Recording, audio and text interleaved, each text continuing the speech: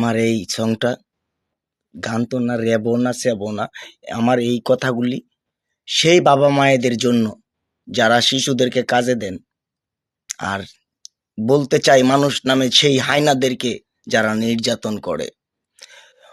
তোমাদের কি কখনো হবে না মাথায় কমন সেন্স নাই? যেই সন্তানকে জন্ম দিয়েছ তুমি 40 বৎসর আগে তার রিজিক লেখা হয়েছিল।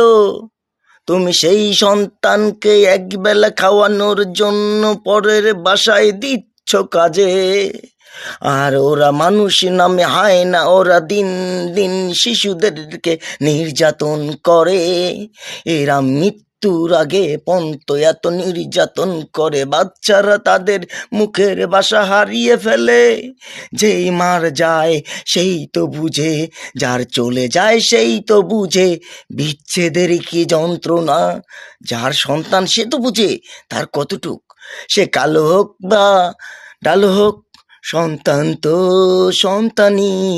বাবার কাছে হচ্ছে রাজকন্যা, বাবার কাছে রাজপুত্র।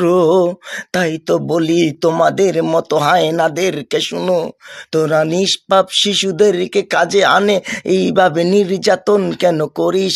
তোরাতেই জবাব দিতে হবে খোদার কাছে তোদের মানিস। আমার খোদা ছাড় দেয়, ছেড়ে দেয় না, এটা মনে রাখবি।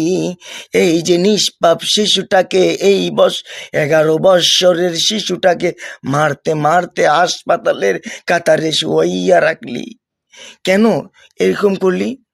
আর তোমরা বাবা মাদেরকে বলি, শিশুদেরকে খাওয়াইতে পারবা না, জন্ম দিছ কেন? আর যদি জন্ম দিছ পরের বাসায় দিবা না কাজে, তুমি যা খাও তাই খাওয়াবা। আমার তরফ থেকে এটা অনুরোধ রইল তোমাদের প্রতি, 2 হাত জোর করে বলি, ওহে আমার মায়েরা, ওহে আমার ভাইরা, নিজে চান তিলটারে ভাগ করে খাবা।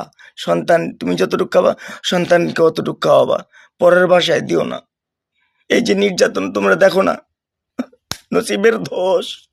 তাই তো বলতে চাই, ওরা বড় লোক তো নয়, ওরা জানোয়ার। ওরা যদি বড় লোক হতো তাহলে পারতো না শিশুদের গায়ে হাত, তারা পারতো না শিশুদের গায়ে দিতে হাত। তোরা কেমন করে এত মানুষ নামে হয় না তোরা হতে পারিস তা আমি জানি না, খোদা জানে ঠিকই, কিন্তু তোরা মনে রাখিস সার পাবি না। আসসালামু আলাইকুম। ভিডিওটা জোরে গতিতে শেয়ার করবেন যেন কিনো বাপ মা এই হাইনাদের কাছে কাজে না পাঠাইতে পারে।